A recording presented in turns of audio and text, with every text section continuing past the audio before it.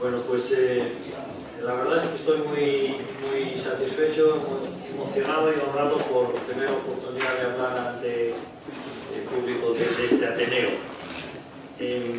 No ha sido fácil que yo pudiera estar aquí hoy por la sencilla razón de que, aparte de los problemas de todo el mundo habituales de clases, esto y lo otro, pues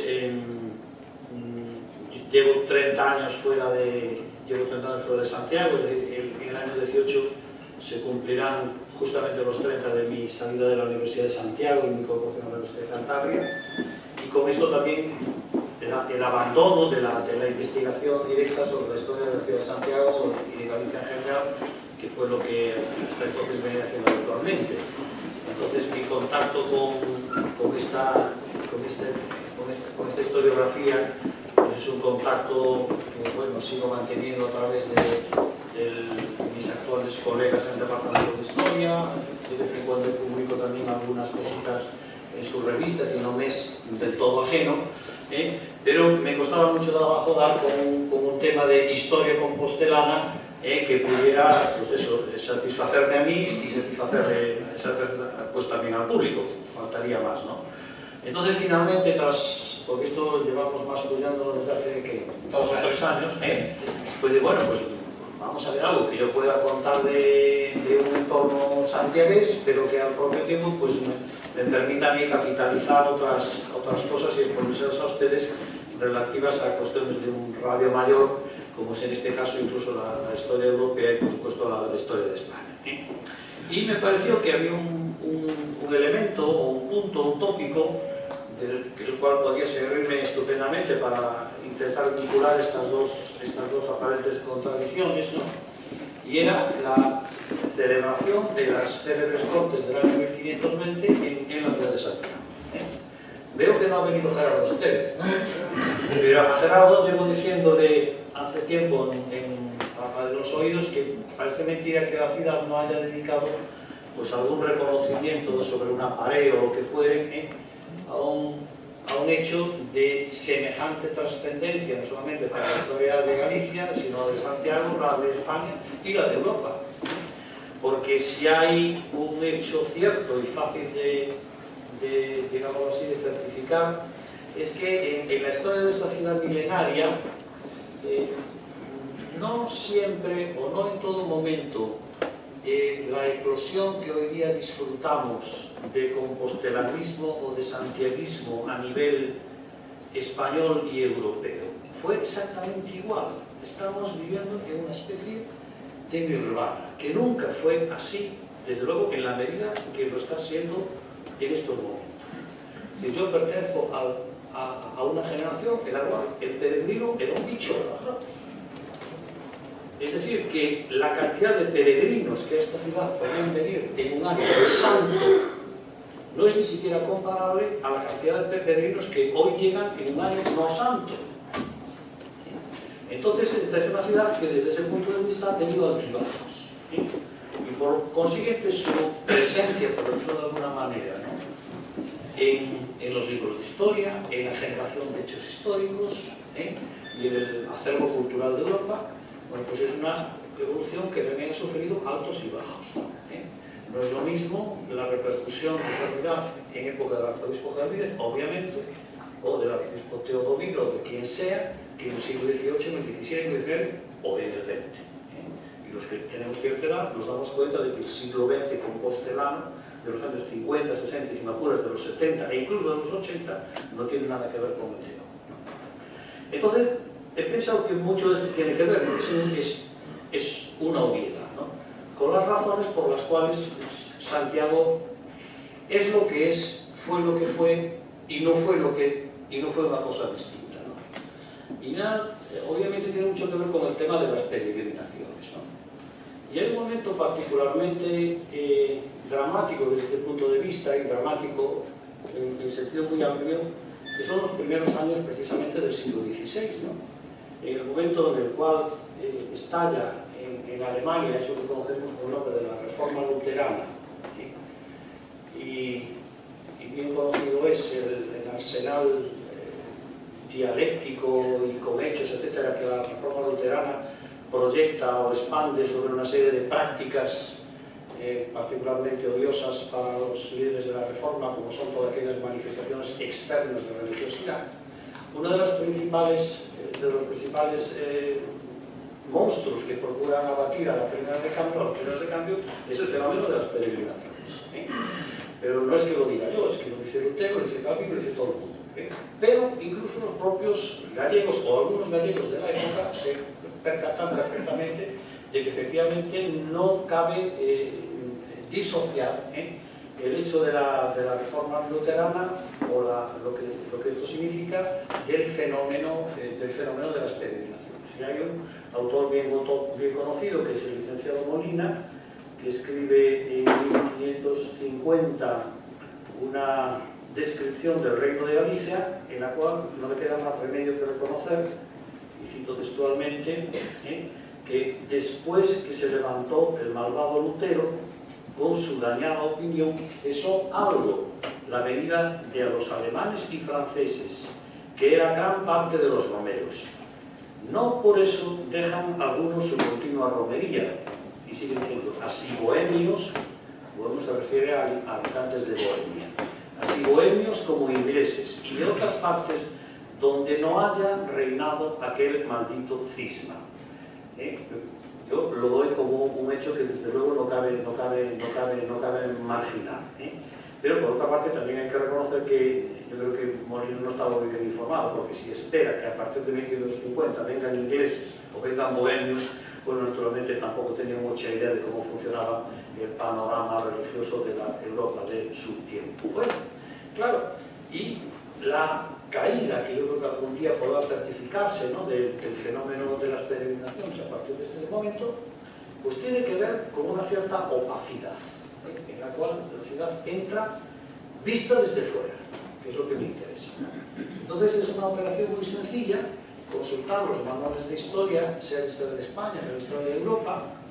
Santiago aparece mencionado en los índices toponímicos o topográficos, pues 5 veces, 6 veces, cuando es sobre el siglo XV, el XI, el descubrimiento del sepulcro del apóstol, etcétera, etcétera. Pero hay un momento que es comienzos del siglo XVI aproximadamente, en el cual la ciudad desaparece. Y de hecho, el último fenómeno, o el último acontecimiento, que en términos muy generales también, la ciudad comparece, es precisamente el de la celebración de las Cortes en 1520. ¿Por qué? Porque es un fenómeno que interesa a la historia de Galicia, por supuesto, interesa a la historia de España, pero interesa a la historia de Europa, porque tiene una dimensión efectivamente europea. Y cogemos las historias del emperador Carlos V, sean las del XVI, del XVII, del XVIII, o la historiografía actual, y encontraremos Santiago de Compostela, y encontraremos las Cortes de Santiago inmediatamente. Pero yo creo que vale la pena pues, dedicarle un poquito de atención a este fenómeno, insisto, gallego, español y europeo.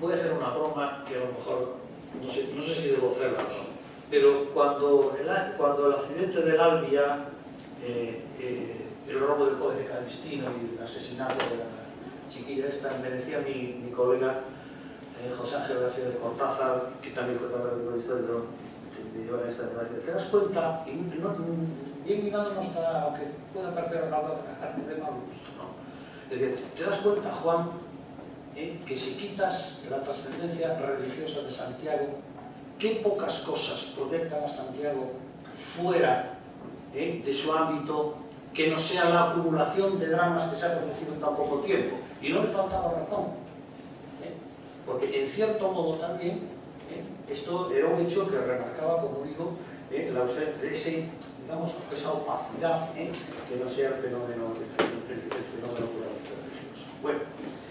Bueno, entonces, ¿por qué unas Cortes aquí? ¿Por qué en un territorio como este se plantea la necesidad, si se puede llamar así, de que Carlos V decida convocar unas Cortes precisamente esas? Bueno, estamos hablando del emperador Carlos V, es decir, del nieto de los reyes católicos, del hijo Felipe el Hermoso y de Isabel la Católica. Perdón, de Juana. Recuerdo que nace en Dante en el año 1500. Recuerdo que en el 1516 muere el rey Fernando Católico. Recuerdo que el año siguiente viene a España. Recuerdo que es jurado en las Cortes de Valladolid en 1518 y a continuación viaja hacia Aragón y hacia Cataluña, para ser reconocido también en estos territorios como rey. Y que, merced a la hábil política matrimonial de sus antecesores, pues acumula sobre sí una enorme herencia territorial, pues que incluye los territorios del Norte de Aragón, los del Reino de Castilla, el Reino de Navarra, las posesiones italianas, los territorios patrimoniales de Alemania, los Países Bajos, etcétera, etcétera, y América. Es decir, probablemente el monarca más poderoso del tiempo, sin ningún género de dudas. En ese momento, un poquito después, en enero de 1519, muere Maximiliano, Sobrino Maximiliano, que había sido emperador. El imperio era una dignidad electiva y Carlos creyó que debía aspirar a esa dignidad electiva, ¿de acuerdo? Por tanto, existía una especie de colegio electoral, podríamos llamarlo así, compuesto por determinado número de príncipes laicos, religiosos o eclesiásticos alemanes que votaban la elección del emperador. Entonces se presentan varios candidatos y entre ellos se presenta también el joven Carlos. Él sale elegido y naturalmente hay que pagar la factura. No era ningún símpa que diríamos hoy, ¿no? Una vez producida la elección hay que pagar la factura. Y la factura es sobre todo la factura de pagar a los propios electores que le han elegido, es decir, en cierto modo le ha comprado el voto o comprado los votos para esas elecciones. Y cuando este problema se plantea, pues obviamente se plantea la necesidad también de dos cosas. Primero, de hacer un viaje o de ejecutar un viaje para ser jurado, para recibir, digamos así, la dignidad imperial, y por supuesto también de dinero para financiar no tanto la elección imperial como incluso el propio viaje, que por supuesto no era nada barato.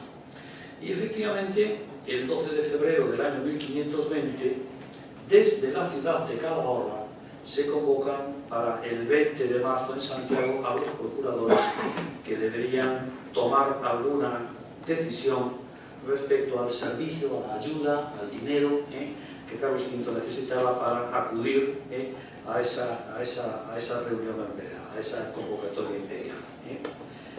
La ciudad de Santiago no es la única que se menciona en el año 20, fines del 19, comienzos del 20, como sede de las Cortes, ¿no? También se menciona Burgos, y es la que probablemente tiene más sentido, entonces, más sentido político, ¿no? Porque Burgos ya es cabeza de Castilla, y segundo es ciudad con representación en Cortes. Mientras que la candidatura de Santiago plantea ciertos problemas, o bastantes problemas, o incluso si se pretenden muchos problemas. En primer lugar, la lejanía física. Es decir, hay una especie de círculo en torno al cual se pueden concentrar la mayor parte de las reuniones de Cortes en la Baja Edad Media y en la Edad Moderna. Es la Castilla Central, a veces un poquito de Andalucía, Sevilla, Córdoba, etc., pero no mucho más. Y entonces se decía que las Cortes deberían celebrarse en ciudades mediterráneas, pero mediterráneas no en el mar Mediterráneo, sino en el medio de la tierra. Mediterráneas, que es lo que realmente quiere decir el mar Mediterráneo, el que está en medio de la tierra. Entonces, deberían celebrarse mediterráneas, es decir, 200, 300 kilómetros al norte, al sur, este o oeste de Madrid, aproximadamente. Eso por una parte. Segundo, iban a celebrarse en un lugar sin tradición ninguna al respecto. Tercero, iban a celebrarse en un lugar que a la altura de 1520 no tenía representación directa en Cortes, sino que, como es bien sabido también, lo hacía a través de la ciudad de Zamora. ¿Entendido? La distancia era un factor importantísimo, porque la logística del siglo XVI era una logística harta complicada desde ese punto de vista. Y desde luego, Burgos planteaba, pues, como se está viendo, mejores opciones desde el punto de vista estrictamente político. Por eso la mayor parte de los cronistas insisten en el factor distancia como el agravante más, llamemos, señero a la hora de que llegue esa noticia de nos convocan para el 20 de marzo, por cierto, estamos en el aniversario, ¿no? Nos convocan para el 20 de marzo en Santiago. Hay una expresión que se cita mucho, de nos han convocado a la lengua del agua, que es tanto como decir, sacamos la lengua y nos encontramos con el ocio, ¿no? Aproximadamente eso. Bueno, dice Juan Ginés de Sepúlveda, uno de estos terroristas que manejo, que fueron despachadas cartas a todas las ciudades con la orden del emperador de que cada uno se envíe, según costumbre, 2 delegados con plenos poderes a Compostela, por donde pasaría, se refiere al emperador, a dirigirse al océano, a un puerto grande, Portum Magnum, junto a Flavium Brigantium, ciudad en la costa gallega, vulgarmente llamada La Coruña, desde donde es cortísima, dice él, la travesía para Flandes y demás provincias de aquellos países. Yo creo que la elección de Santiago está, digamos así, vinculada a la elección de La Coruña. Es decir, primero se piensa por dónde hay que llegar hasta Flandes o por dónde se puede llegar hasta Flandes, y naturalmente después se busca cuál es la ciudad que no sea La Coruña, y después lo explicaré por qué no La Coruña, cuál es la ciudad que se adapta mejor a la recepción de una corte y a la celebración de unas cortes que no sea La Coruña, pero que quede cerca de la ciudad de La Coruña. Lo que sabemos, y sabemos muy poquitas cosas de este viaje, es que hay una flota disponible. Esa flota la maneja o la gestiona el obispo de Burgos, que es don Juan Rodríguez de Fonseca. Pero lo que más me sorprende es que precisamente el obispo de Burgos fuera capaz de tener lista una flota en La Coruña y no fuera capaz de tener una flota lista en cualquier puerto de la provincia cantábrica. Por ejemplo, Santander, sin ir más lejos. Y no es ninguna, por mi parte, frivolidad, por la sencilla razón de que si había una ciudad en Castilla en 1520 capaz de organizar flotas con destino al norte de Europa, esa ciudad era Burgos. Estaban acostumbrados a pasear a montones de personas y a varios cortejos reales hasta Flandes. De hecho, mi colega Miguel Ángel Ladero Quesada, que es secretario de Estado medieval y especialista en el mercado de los reyes católicos, se refiere a una armada de Flandes como una especie de flota más o menos permanente que transportó personajes reales, etc. Están todas las flotas que anualmente salían llevando latas. ¿Cómo es posible que fuera Santiago, o La Coruña, perdón, y no Burgos, la ciudad más próxima a un puerto, y si hubiera bueno, yo creo que la única opción sensata a la hora de explicar este fenómeno es que probablemente, no tanto de los quintos como sus consejeros, estaban intentando separar a los procuradores, podemos decirlo así, de sus bases sociales y políticas, es decir, de aislarlos, y de pensar que efectivamente la solución de aquel puerto tenía muchas más posibilidades de salir adelante si se les desplazaba a la lengua del mar, y que si las cortes se celebraban en Burgos, en Efeso, en Madrid, en Cuenca, donde fue. Probablemente se trataba de una mera hipótesis que manejo. Bueno, ¿por qué Santiago y no Coruña directamente?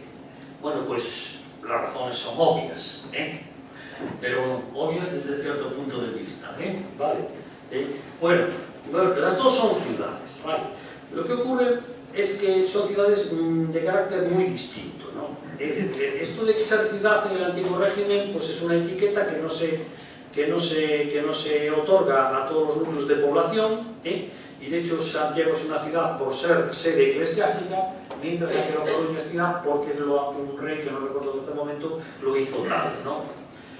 Tampoco es un problema de orden demográfico, porque efectivamente Santiago es una ciudad mayor que La Coruña en ese momento, pero repito, no tiene nada que ver. Hay una ciudad mayor que Santiago en ese momento, que es Pontevedra, pero vamos, tanto La Coruña como Pontevedra, a pesar de distancias distintas desde el punto de vista demográfico, no tienen lo que tiene Santiago. Lo que tiene Santiago es que se configura ya entonces como una ciudad muy terciaria, muy llena de servicios y capaz de albergar lo que efectivamente se necesitaba. Un montón de gente, servicios, llamémoslo así, de tipo palaciego. De hecho, los cronistas del momento hablan del palacio, el palacio, el palacio, el palacio, y alguno puede llegar a pensar que está hablando del palacio episcopal, y evidentemente no es el palacio episcopal, sino el lugar donde está el rey. ¿Entendido? Porque lo mismo pasa cuando las cortes se trasladan a La Coruña. También el palacio que se menciona en La Coruña, pues no es ningún palacio, entre otras cosas, porque no hay obispo, ni cosa por el estilo, pero a cualquier cosa donde el rey resida, los cronistas le añaden o le endosan el término de palacio. Y por tanto es esta ciudad terciaria, es esta ciudad episcopal, es esta ciudad donde hay conventos, donde hay hospederías, donde hay un hospital, donde hay una universidad, etcétera, la única que en cierto modo puede replicar dos veces una corte, porque de hecho una corte ya existe, y es la corte del propio arzobispo. Y en este sentido es notorio, por ejemplo, que determinado cómo se va a pensar, cómo podemos pensar que Carlos V podía disponer de un grupo musical que amenizara las comidas en Pontevedra o en La Coruña, con todos los respetos.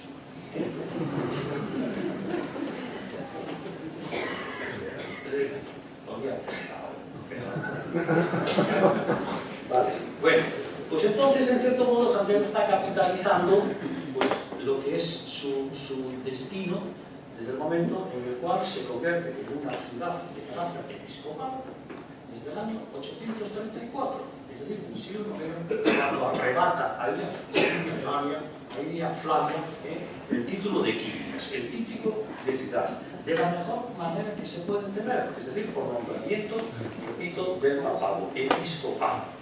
Y a continuación, pues esa gama de servicios infinita que se sucede en el momento en el cual se produce esta progresiva conversión, repito, en una ciudad dotada de servicios. No hay más que repasar en los censos de población la cantidad de población religiosa, clerical, conventual, que nos va apareciendo. Después hay otro fenómeno muy importante, otra cuestión muy importante, a la hora de escoger ciudades para eventos. Puede parecer algo muy simple, pero en la época era una cosa que se tenía muy en cuenta, ¿no? Las ciudades también eran valoradas en función de su buen abastecimiento. Y Santiago tenía fama de ser una ciudad muy bien abastecida. Por ejemplo, el ya citado licenciado Molina, bueno, antes voy a citar otra cosa que no es del licenciado Molina, pero que es más contemporánea de 1520, que es un texto que he tomado prestado de mi colega Bejerto Saavedra, que por ahí anda.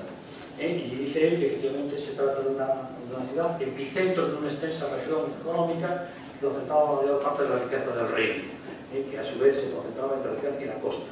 Y un testigo de 1520 precisamente afirma que la gente de Santiago era muy rica, junto con la de Pontevedra, no hay muros y otros puertos, todos gente muy rica y más que no ahora, porque el testigo conoció muchos mercaderes y personas de las dichas tierras que eran muy ricas y que siempre a gente del arzobispado de Santiago y pueblos de la iglesia de Santiago decían ser los más ricos comúnmente que de las otras ningunas partes del reino.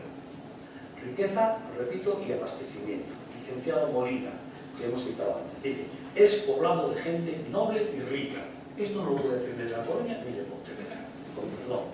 Parece estar fundada en lo bueno de Castilla, aunque después dice, y aún la lengua gallega no pertenece aquí mucho.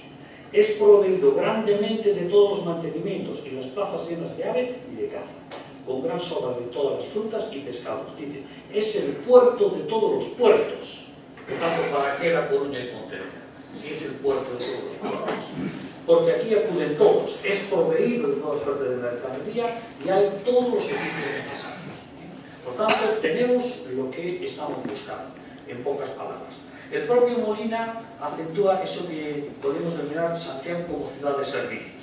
Hay oficios de gran majestad, entre los cuales está la Iglesia Mayor, a cuya grandeza y suntuosidad del servicio de los oficios divinos se tiene, por cierto, que no se debe ninguna de España. Tiene excelentes capillas y muchas con gentiles dotaciones. Hay grandes reliquias y cuerpos santos. Esto es lo que hace.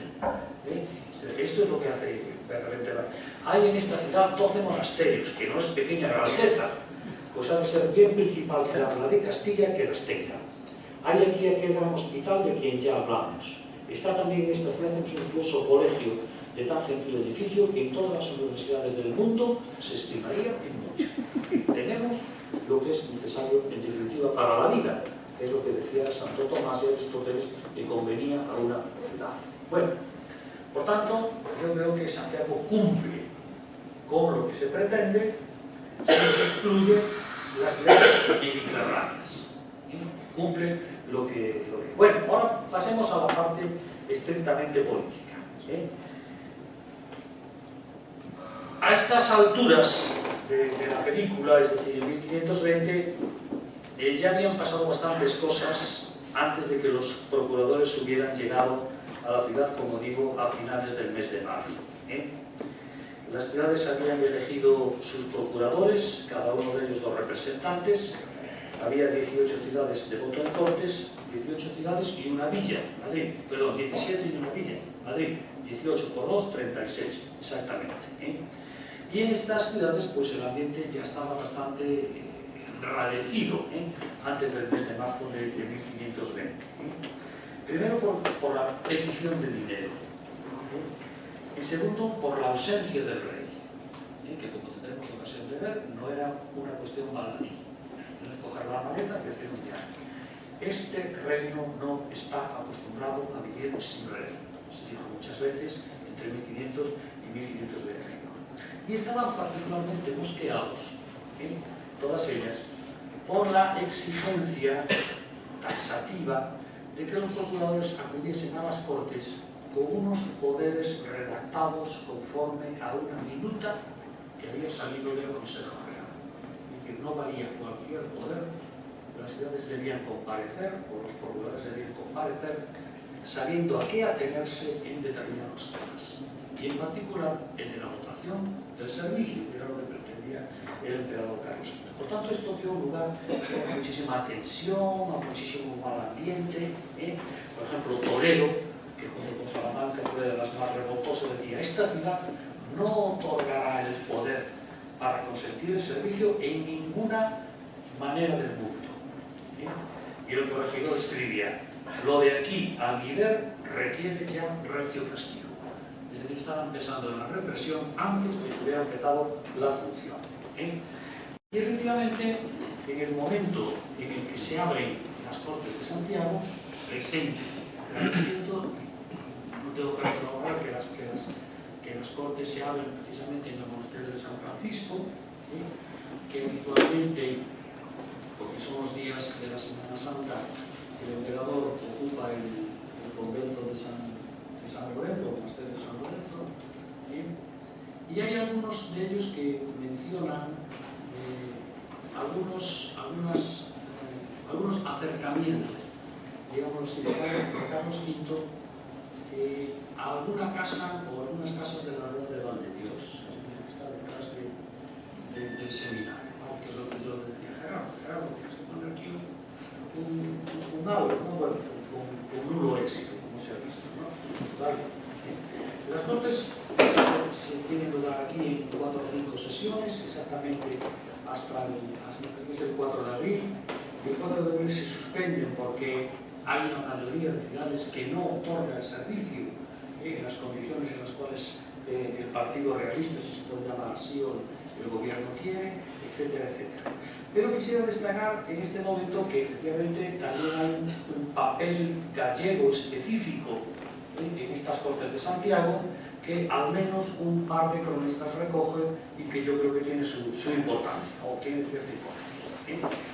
Primero, el hecho de que no esté representado en las Cortes, que su representación a través de la ciudad de Zamora, no quiere decir que no haya despertado interés en el ambiente político de la Galicia de entonces. Dice, por ejemplo, el cronista Juan Ginés de Sepúlveda: también los gallegos, cuando tuvieron conocimiento de la inclinación de los zamoranos a dar el visto bueno a las peticiones de Carlos, para que nunca pudiera parecer que ellos habían dado su aprobación a un dictamen ajeno del que discrepaban en gran medida, deciden dejar constancia del suyo en las Cortes por medio de sus grandes. Ya veremos quiénes son estos grandes. Algunos grandes de Galicia se presentan, pues, en la reunión de los diputados y piden que se les dé entrada y oído en unas deliberaciones conjuntas que les conciernen a ellos, no menos que a los demás.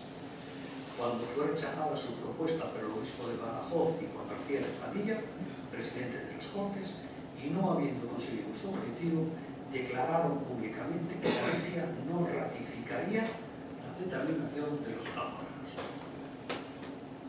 Más interesante, larga y enjundiosa es la referencia que aparece en la crónica de Fray Prudencio de Sandoval. Dice Sandoval. Y lo leo entero porque me parece mucho más bonito y mejor que lo que yo pueda decir resumiendo. Agravióse el reino de Galicia en estas cortes porque no le daban procurador y que Zamora hablase por ellos, siendo Galicia uno de los grandes y antiguos reinos de España y solar de gran nobleza. Entonces lo digo yo, juntáronse el obispo de Santiago, don Alonso de Fonseca, que fue de Toledo, y el conde de Benavente y el conde de Villalba. Estos son los grandes. Don Fernando de Gracia. Todos estos caballeros se fueron a San Francisco, donde se hacían las cosas, y procuraron entrar donde estaban los procuradores del reino, ya juntos. Y dijeron al gran canciller, al canciller de Carlos V de Atinada, que era presidente de ellos, que los procuradores que aquí estaban, que ya sabían cómo Galicia era reino de por sí, diviso de Castilla, es decir, distinto de Castilla, y que en tiempos pasados había tenido voto en las cortes que se hacían en Castilla, y que de algunos tiempos a esta parte está sujeto al voto de la ciudad de Zamora, que era del reino de Castilla y León, lo cual era en gran agravio y perjuicio suyo. Que pedían por merced a los procuradores que aquí estaban, y si era necesario les requerían que les admitiesen los procuradores de aquel reino de Galicia, que estaban prestos de los nombrar, y obedecer en todo aquello que por su majestad les fuese mandado, y que haciéndolo así harían lo que eran obligados, y que donde no, que protestaban que no se les pagase perjuicio en cosa alguna de las que los procuradores de Zamora otorgasen o hiciesen, y que así lo pedían por testimonio. Resultó de esto algún alboroto en las cortes, porque tomó la mano a responder un García Ruiz de la Mota, hermano del obispo Mota, que era procurador de Burgos. Y atravesóse, dice el cronista, con el conde de Villalba en palabras de mucha pesadumbre. Cuando los cronistas dicen estas cosas, aquí hay tomate. Atravesóse con el conde de Villalba en palabras de mucha pesadumbre. Y luego que se supo en palacio, y luego que llegó a oídos del emperador, el emperador mandó al mismo obispo Mota a que fuese remediado. Mota es el que había hecho el discurso de la corona, etcétera, etcétera. Y al tiempo que él llegaba, el obispo Mota, a la puerta de la claustra de San Francisco, donde se hacían las cortes, salían el arzobispo y los condes. Y como el arzobispo de Santiago. Y como el obispo Mota vio enojado al conde de Villalba, fuese a él por le aplacar, para aplacarle, y comenzóle a hablar blandamente, mostrando haberle dado pena que su hermano le hubiese perdido el respeto. Y de algunas palabras que pasaron entre el obispo y el conde, sucedió que el conde le dijo: «Bonico hermano tenéis, señor obispo», y que juraba a Dios que si se le hacía algo, se juntaría con don Pedro Laso. Bueno, juntarse con don Pedro Laso a la altura del mes de marzo de 1520 era juntarse con el diablo, porque era como juntarse con quien en aquel momento ostentaba la cabeza del movimiento comunero, y que no es más que un laso de la Vega, de los lazos de la Vega de toda la vida, ¿entendido? Es decir, Garcilas y compañía también toleraban.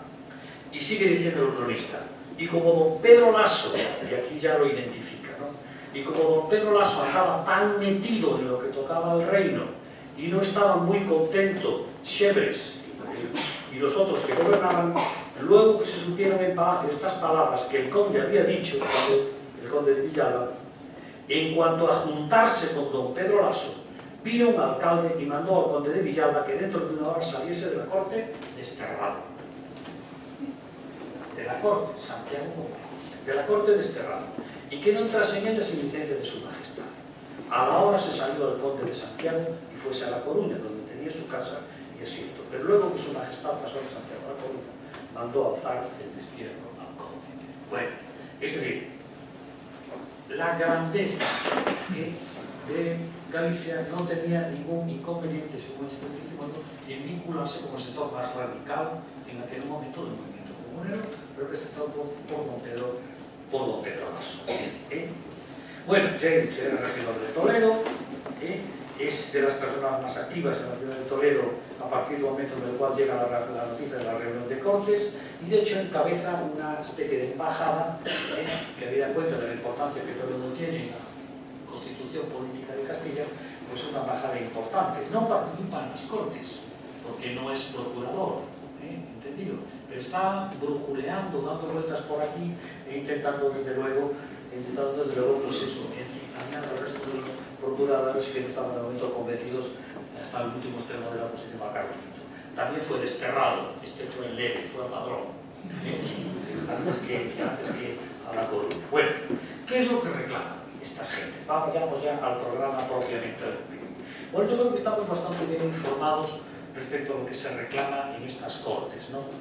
Entre otras cosas, porque cuando, yo que sé, en otros movimientos de este tipo que se producen en Europa, y no tiene bueno, ¿y por qué se levantan los ingleses contra Carlos I? ¿Por qué se levantan los franceses, etcétera, etcétera?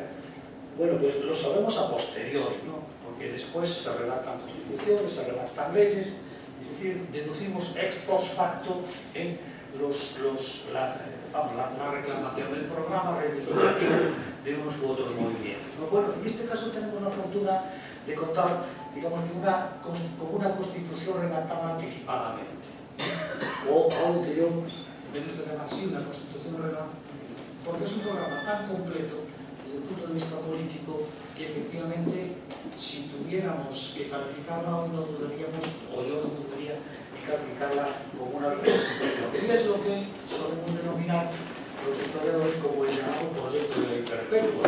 Proyecto de ley perpetua, toda ley con vocación de perpetuidad, bueno, solo le falta ponerle el nombre de constitución, ¿no? Por eso yo creo que el proyecto de ley perpetua bien merece el calificativo eso de constitución como ley, ¿no? Es un documento que después se le entregará a Carlos V y a la reina para que se tienen que abrir, lo lean y lo prueben, etc. Obviamente no se aprueba, pero eso no le quita valor ni mucho menos, sino más bien todo lo contrario, y es el saber las cosas bien claras que se pero bueno, antes de entrar en el análisis de lo que es el proyecto de ley perpetua, me gustaría decir algunas cositas respecto al sistema político del presente y del pasado, porque podemos manejar conceptos o podemos manejar palabras que oculten conceptos distintos, libertad, representación, justicia, etcétera, etcétera. Lo repetimos, pero a lo mejor no estamos diciendo las mismas cosas que decía esta gente en 1520. Entonces vamos a aclarar un poquito de lo que es la sociedad y de lo que es las concepciones políticas de la vida. Bueno, pues lo primero que hay que decir a este respecto, o lo que yo me gustaría que quede bien claro a este respecto, es que la principal diferencia entre nuestro sistema político y el del pasado deviene o deriva de la propia diferencia entre nuestra sociedad del presente y nuestra sociedad del pasado. Es decir, todos somos iguales ante la ley, decimos hoy, y esto forma parte del acervo constitucional del entorno en el que nos movemos. Pues mire usted, dentro del acervo constitucional de las poblaciones europeas de 1520, lo que se predicaba era justo lo contrario, la desigualdad ante la ley. ¿Y por qué la sociedad estaba configurada de manera muy distinta a cómo está configurada? Somos desiguales ante la ley. Predicamos la desigualdad ante la ley. Y la predicamos porque la sociedad se conforma de manera distinta, se representa también de manera distinta. Es decir, se representa de esa manera que conocemos como organización estamental, en el cual, dependiendo de donde cada uno haya nacido, se le otorga a priori uno u otro papel en el funcionamiento de la sociedad. Y así hablamos de que hay guerreros que defienden la sociedad, que hay religiosos que rezan por la sociedad, y que hay un Estado llano, y que hay un tercer Estado, que es el que trabaja para que la sociedad funcione en términos materiales y que al propio tiempo alimenta a los otros dos. Y claro, como cada uno hace funciones distintas, están dotados de privilegios, digámoslo así, pues si se quiere, de atribuciones distintas. Por eso también se representa la sociedad de manera distinta. Hoy nuestros procuradores en corte son todos iguales. Pero, por ejemplo, si tú has hecho que en las cortes del franquismo había representaciones distintas. ¿Por qué? Porque no dejaban de ser unas cortes muy parecidas, o remotamente parecidas a las de las sociedades del antiguo régimen. Se estaba allí no por lo que uno era en cuanto tal, por su nacimiento, sino por lo que representaba. Y se creaban esas ficciones de los municipios, sindicatos, y no sé qué más, que daban entrada a cada uno de los sectores, se puede decir así, de los cuales las cortes se componen. Pues más o menos esto era así, de tal manera que en todos los sistemas europeos parlamentarios lo habitual era que las cortes, los parlamentos, los estados generales, etcétera, se configuraran como formados por tres partes. Había el estamento de quienes representaban al tercer Estado, como se dice en Francia, a la Iglesia y a la historia. Y esto es lo que pasaba en Inglaterra, en Polonia, en el Reino de Navarra, en Aragón, en Valencia, en Cataluña, en yo qué sé, en cualquier otro sitio. Castilla es muy singular a este respecto. Porque la representación del reino solo se limita a lo que hemos dicho, 17 ciudades comunes. Es decir, en cierto modo es como si se hubiera anticipado. En tanto cuanto excluye a los instrumentos privilegiados y solamente nota una manera de representación, aunque esto naturalmente es muy discutible, pues al sector que podemos denominar urbano. Bueno, entonces hablamos de unas cortes representadas que representan al reino, que seguimos al reino, que solamente lo tienen de las ciudades. ¿Qué quieren estas ciudades? ¿Qué es lo que pretenden antes de llegar a Santiago? Porque ya quieren cosas antes de llegar a Santiago. Y lo que quieren son básicamente dos cuestiones. Aclarar el tema de la ausencia del reino, aclarar el tema de la gobernación en ausencia del reino y aclarar el tema del servicio, que es de la ayuda financiera. Esto es muy importante. ¿Por qué? Por lo que he dicho antes, porque los reinos, y menos Castilla, estaban acostumbrados a vivir sin rey. No nos gusta vivir sin rey. Y lo dice textualmente el proyecto de ley perpetua. ¿Por qué? Porque el rey es el que garantiza la armonía entre partes tan distintas como son estos conformes estamentos que forman la sociedad. ¿De acuerdo? Que son partes disonantes. Todo el mundo que pueda hacer esa manera, si el rey se va, puede empezar a surgir fricciones, porque será quien garantiza la justicia, que es el mecanismo a través del cual el sistema funciona. Entonces hay miedo a esto. Pero sobre todo, el tema de qué va a pasar con la ausencia. ¿Quién gobierna en la ausencia del rey? Y aquí hay que hacer pues, otra alusión a lo que podemos llamar la administración del poder. Y el poder es en todas las sociedades europeas de este tiempo siempre de origen divino. Siempre el poder viene de Dios. Por eso se dice muchas veces que los reyes son representantes de Dios. Bueno, esto es así en términos generales. Viene de Dios, pero pueden pasar dos cosas. Puedes venir de Dios directamente al pueblo, o puede venir de Dios a través de un intermediario, el rey. En el caso de la Constitución castellana, viene directamente. Es decir, no hay intermediario. ¿Entendido? El rey no está por encima del pueblo, sino al servicio del igual. Es decir, como decían las Cortes de Valladolid, señalándolo con el dedo, nuestro mercenario sois, estáis aquí, a nuestro servicio. Estáis aquí a nuestro servicio. Por tanto, si se va el administrador de la casa, por decirlo de alguna manera, si se va el administrador de la casa, la propiedad reverte al propietario de la casa. ¿Entendido? Si quitamos esa estancia intermedia, lo lógico es que seamos nosotros quienes nos administremos. Y efectivamente, don Pedro Maso de la Vega, ese buen amigo de los grandes gallegos, forma parte de esa delegación que se entrevista con Carlos V en el camino del Cortejo Real de Santiago, y que dice que no debía partir su majestad de estos reinos, concluyendo que, esto es lo que hablan los de Toledo, entre ellos don Pedro Maso, no debía partir su majestad de estos reinos, concluyendo que si todavía, si no obstante, se determinara en la partida, mandase tal orden en la gobernación que diese parte de ella a las ciudades del reino. Es decir, reclamaba la parte, más que agua. En esa gobernación debía tocarle en el momento en el cual el rey se sentaba, y que por tanto el ejercicio del padre bajara directamente de Dios al pueblo. ¿Entendido? ¿Vale? Obviamente el rey no lo diga así, y el rey que estaba a su alrededor. Esta reunión que tiene lugar precisamente en la ciudad de Benavente acaba como el rosario de la aurora, porque las palabras del emperador directamente son, dice, que no se tenía por servido de lo que hacía, les dice, y que si no mirara cuyos hijos eran, si no mirara por los méritos de sus padres, los mandara a castigar gravemente por entender en lo que entendían, y que acudiesen al presidente del consejo y éste les diría lo que convenía que hiciesen. Y sigue diciendo el cronista. Luego los tomó aparte a don García de Padilla y les dio una buena mano. Como ves, aquí nos andan con chicas. Y les dio una buena mano, reprendiéndoles lo que hacían, y que era atrevimiento insistir tanto en impedir la jornada que tan importante era a la hora de la interpretación del emperador, y que se dejasen de alterar y desasosegar las voluntades de los procuradores de Cortes y de todo el reino por la autoridad que Toledo tenía entre todas las ciudades de Castilla.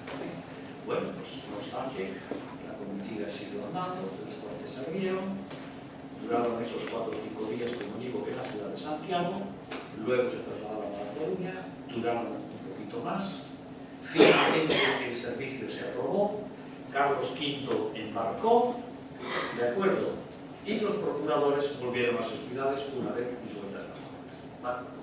No voy a entrar en el análisis de la ni en la guerra con Bonaerense o por esto. Bueno, muchos de los que votaron la República estaban bordados o decapitados, no todos, por buena parte de la oposición siguió firme. Pero dejadme que termine, porque estamos acabando con el análisis de ese proyecto de la interpretación.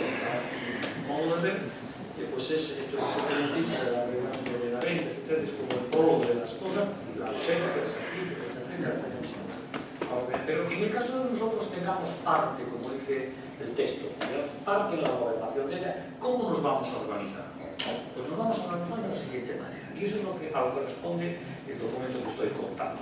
Y además lo dice el documento: lo que vuestros reinos, ciudades, villas y lugares, comunidades, vecinos y naturales suplican a vuestras majestades, es decir, a la reina Juana y a Carlos, que les otorguen por ley perpetua, es lo siguiente. Podemos dividir medidas de corto plazo y medidas a largo plazo. Que regrese brevemente. No es costumbre de Castilla estar sin rey. Lo he dicho antes y ahora el texto aquí tal. No es costumbre de Castilla estar sin rey. Punto 1. Punto 2. Que se case, pero no de cualquier modo. Que se case a voto y parecer de estos sus reinos. Es decir, que se gaste según nosotros le digamos que se tiene que casar. Y entonces el documento hace una expresión muy significativa, utiliza una expresión muy significativa, que es la distinción entre la unión puramente civil y eclesiástica del contrato matrimonial, que es lo que se llama la agnación, que es lo que y el otro tipo de relación vincular, que es la cognación, en el sentido de todo aquello que depende de los lazos de sangre. Es decir, no nos importa tanto su herencia, queremos que sea un amigo, que sea una gente de nuestra propia sangre, que lo tengamos cerca, que lo tengamos como pariente. Bueno, pues más claro algo, queremos un portugués o una portuguesa en este caso. Y efectivamente, pues se casa con Isabel de Portugal, como todos sabemos, en 1525. Quieren un amigo, quieren un parente y no tanto un aliado, o cualquier clase de Después, se dice también en el proyecto de la literatura, fuera extranjeros. Esto ha sido interpretado muchas veces como una cuestión xenófoba, ¿no? Yo creo que tiene otra explicación, digamos que más congruente con lo que es la ideología de la época. Claro, ¿por qué han de disfrutar de los beneficios de la función pública quienes no participan en los gastos del funcionamiento de esa misma administración? Después voy a hacer una referencia un poquito que va a aclarar esto más, pero básicamente yo creo que no es de recibo interpretar los términos xenófobos. En cualquier caso, para curarse en salud, lo que dice las comunidades o los comuneros es que se acabe con esos procesos de naturalización, mediante los cuales un extranjero se convierte en un natural y naturalmente puede acceder a ese tipo de cargos. Hay un capítulo muy importante, hoy y en el pasado, que es el aspecto fiscal. Cuando nos toca el bolsillo, empezamos a ponernos nerviosos. Bueno, pues ellos también se ponían nerviosos cuando les tocaban el bolsillo. Y efectivamente, la propia revuelta comunera, en los orígenes inmediatos, tiene unos disparadores de matiz fiscal muy interesante. Y entonces, pues por eso el proyecto de Perpetua despliega toda una serie de acciones tendentes a limitar el poder fiscal de la corona. Esto era muy sencillo. Si los ciudadanos, como antes dicho, en este tiempo no eran iguales ante la ley, y hoy sí somos iguales ante la ley, en el pasado pagar impuestos era una aberración. ¿Entendido? Hoy decimos, no, yo pago mis impuestos. Eso era inconcebible. Nadie presumía de pagar impuestos. ¿Por qué? Porque políticamente hablando, o jurídicamente hablando, el impuesto era algo inexigible, salvo por circunstancias muy específicas, por causas muy bien determinadas, y desde luego, una vez desaparecida la razón del impuesto, el impuesto tenía que desaparecer. Entonces, bueno, la pregunta es, entonces, ¿cómo se sostenían estas sociedades? Pues de una manera un poco más sutil, pero que es muy congruente también con todo el entorno que estamos viendo. Cuando los reyes en general tomaban posesión del trono, recibían lo que, a falta de mejor expresión, por decir, recibían como una especie de dote. Hay que nos lo hecho. Esto es para que te mantengas. Administrarlo bien. ¿Vale? Administrarlo bien. Y es cierto que los estados tenían menos funciones de las que lo tienen al presente. Pero administrate bien. Esto es tuyo, tuyo, tuyo. La expresión patrimonio real. O la expresión es que actúa el fiscal. El fiscal viene del fisco. ¿Entendido? No lo olvidemos. Por tanto, la persona que vigila, que atiende la conservación de ese patrimonio real, debe procurar, en todo caso, aumentarlo, pero nunca disminuirlo. Porque, claro, si un rey disminuye ese patrimonio, le entra, digamos, la tentación de pedir a los demás. Uy, y eso está muy mal visto. Ya te hemos votado. En el momento que te hemos hecho rey, ya te hemos votado. Pues procura administrarte con eso que te hemos dado. Claro, tiene otra connotación inmediata. Los súbditos están mucho mejor servidos con un rey pobre que con un rey rico. Menos propensión al ejercicio de la autoridad puede haber o debe haber un rey pobre que en un rey rico. Digamos que los pueblos aspiran a estar gobernados por reyes pobres. Bueno, pues evidentemente nosotros no somos ninguna excepción. Y entonces el proyecto despliega una serie de mecanismos pretendiendo, por ejemplo, que el rey sea pobre. ¿Cómo se hace un rey pobre? Por ejemplo. Imaginémonos que hoy en día a alguien se le ocurre en el Parlamento presentar una proposición de ley retrotrayendo el volumen de la recaudación fiscal del IVA 20 años. Eso nos parece una barbaridad. El gobierno tendría que conformarse con lo que recaudaba de IVA en 1998.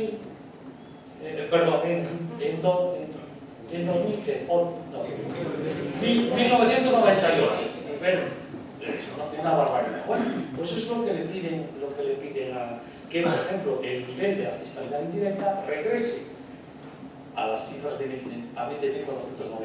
¿recuerdo? Estamos en 1900. Es una barbaridad. Entonces, pretender hacer un crédito. Le dicen que no vuelvan a pedir servicios. No solamente que anule que se ha concedido en Santiago, que de hecho no se cobra, ¿no?